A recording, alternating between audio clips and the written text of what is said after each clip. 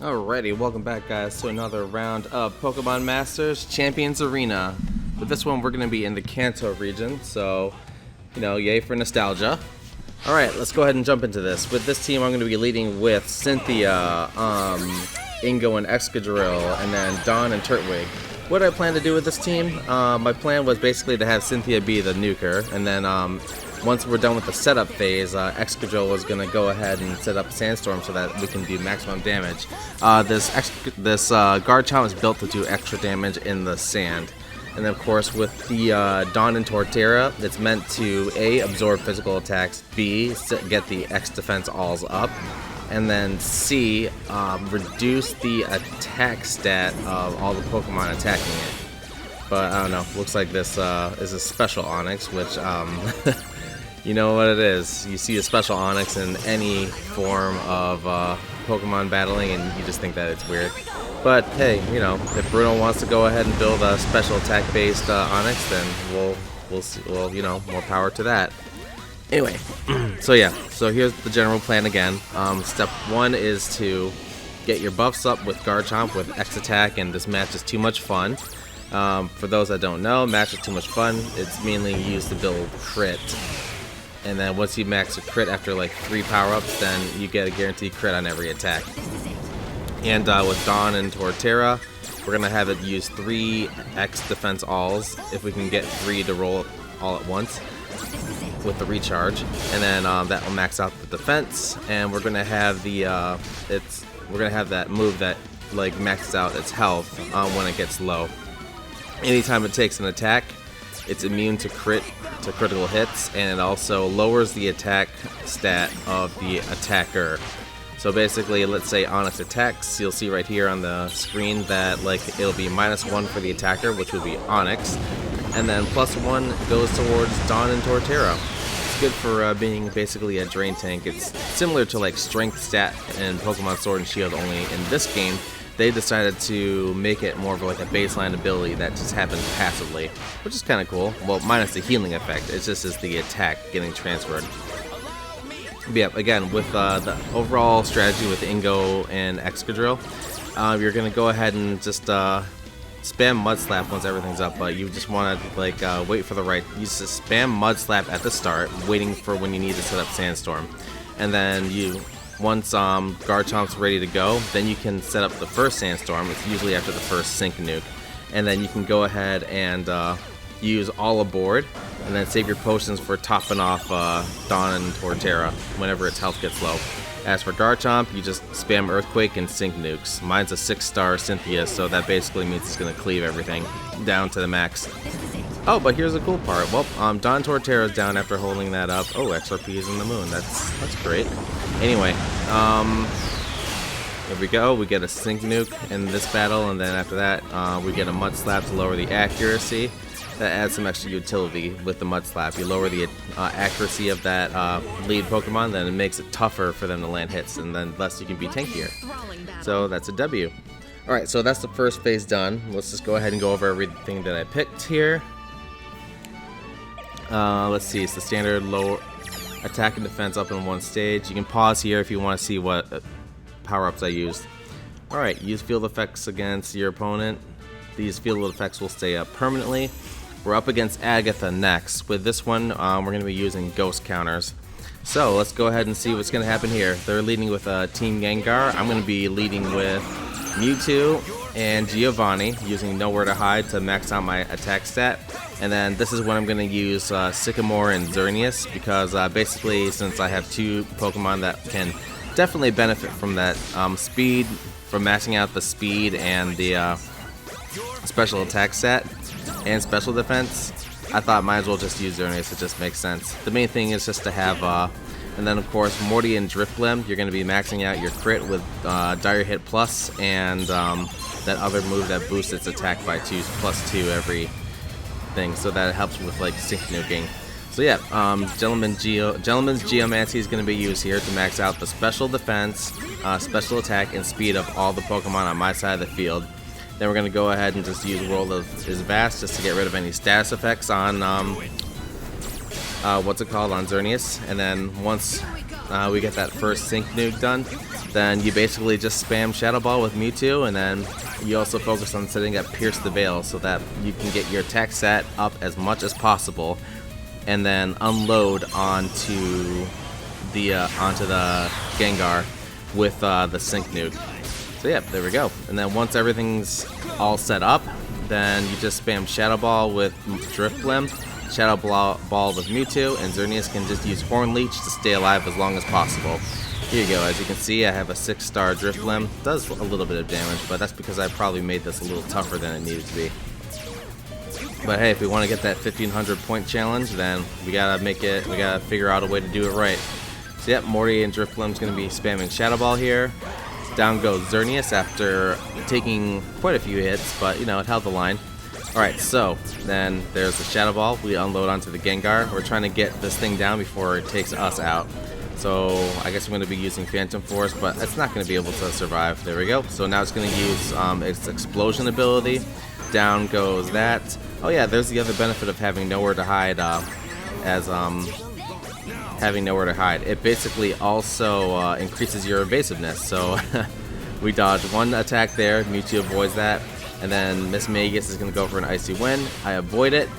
And then after that, I'm going to go for a Sync move. And then, look at that! Alright, so we are just able to evasion tank that, no problem. I feel like I'm a rogue in World of Warcraft. Like, just, you know, the boss is like Onyxia is down to like, I don't know, 1% health, and you're using all of your like you're using all of your defense dodging moves, your Shadow Step and all that, and just evasion tanking. It's what it takes me back to, where I'm just like, alright, Mewtwo. The dodgy, go ahead and pause here to see what I use, and as far as points to get 1500. Alright, so now next up we are going up against Lorelai. Feel free to pause there just to see what I picked, what the thing to help me get through this is. Alright, so now it's Lorelai with Dugong, and then I'm going to be sending in my electric team here because this team's weak to electric. I think with this one, nah, I can't remember. Either way, I'm going for like a heavy attack pressure. Oh yeah, that's what it is. Secondary effects are going to have a boosted chance to proc. So that means something like Thunderfang is going to be useful here because it's going to be more likely to trigger flinching and paralysis.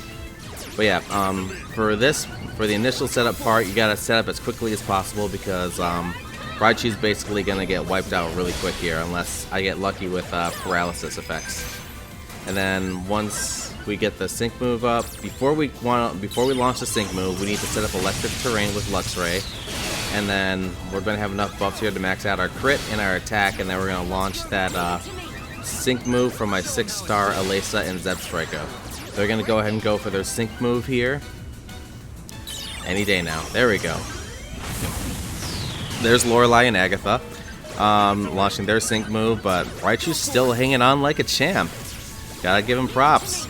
Anyway, so now they're gonna go for their Frost Breath coming up on their move counter, so we gotta hurry up and go for maximum effect here.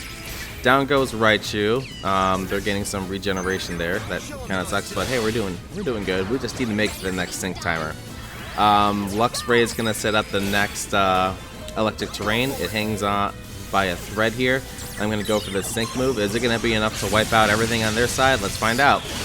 Boom! Yep, that's it. Everything's wiped out. So yeah, we're going for like a hyper offense here. No healing, just straight up brute forcing our way to a victory. With Lieutenant Surge and Raichu, and then what's it called, and Luxray and Alesa and Zebstrika. Feel free to pause here just to see what I use for my 1500 point difficulty thingy. Yeah. Ally healing down 50%. That's one of the main things that I switched out. Okay, now for the next one.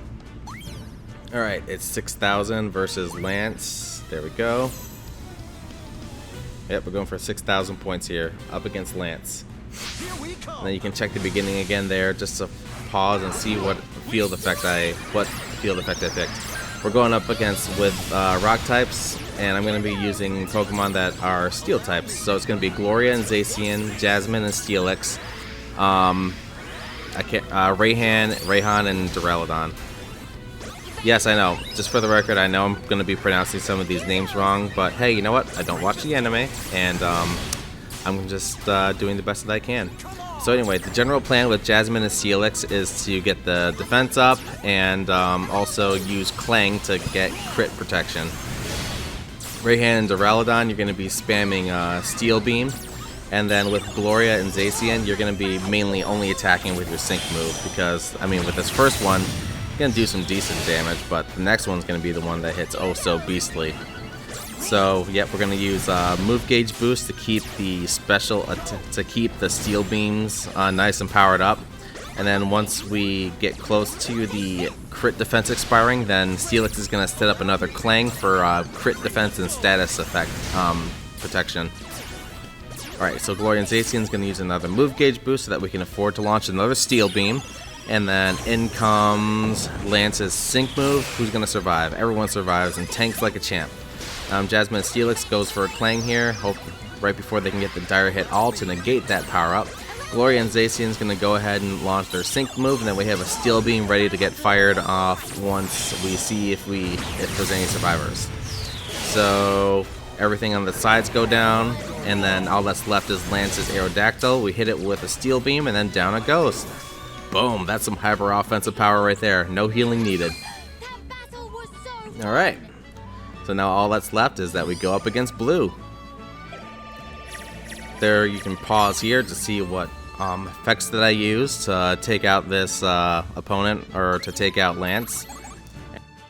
Alright, time for the last challenge here. We're up against Blue now, like I said. I'm not sure where I'm at in this video. But anyway, we're using Red and Charizard, Leon and Charizard, and then my main character, Kenby, and Ninetales, because Ninetales is there to be basically a suicide lead that sets up Drought and stays alive to soak attacks as much as possible. Again, with this one, we're going for like hyper offense. Like you saw those other teams, we're cranking it up to 11 here. Alright, let's see. I get my buffs up with Red and Charizard, and then Leon's going to use Strike Oppose, and there we go. There's the Inferno doing some heavy damage here. Red, my main character Ninetales was actually holding on for quite a while. But anyway, that's going to be it for Ninetales. That goes down. Now we need to take... And since we picked the effect that keeps effects on the field permanent, the Sunny Day is going to stay up for the rest of the battle. So that's going to be a win for us. Anyway, Red and Charizard uses its Sync move. Now Red's in busted territory. It's going to spam Heat Wave, while Leon and Charizard is going to go for Inferno spam. There we go. Red and Charizard does their shenanigans. We're going to launch another Heat Wave, and then you're going to watch Executor just get melted here. So it does 12k there, and then we use Heat Wave here. Down goes Executor. Then we're going to go for an Inferno here to take out the side Victory Bow. All that's left is the Pinsir. We're just going to go ahead and nuke it with a Blast Burn, and then boom. Didn't even have time to set up a Sync move. That's how busted it was. Yep, nerf that team. Just kidding. Keep it busted. I mean, I pretty much picked the strongest one of the strongest Sync pairs in the game, and just mashed them in with some Sun support. What more can you ask for? Anyway, you can pause here just to see what win conditions that I use to make it a 1500 point battle. And now we just do the celebratory animation where we enter the Hall of Fame again. So yep, there we go. This was the week of, I think the third week of August. Yeah, this is the third week of August 2021. And that's just another win in the book. Thanks again for watching, everybody. Feel free to leave a like and to subscribe. We cover Pokemon Masters, Pokemon Go, Sword and Shield, maybe Pokemon Unite when I have time. But thanks again for watching. See you in the next one.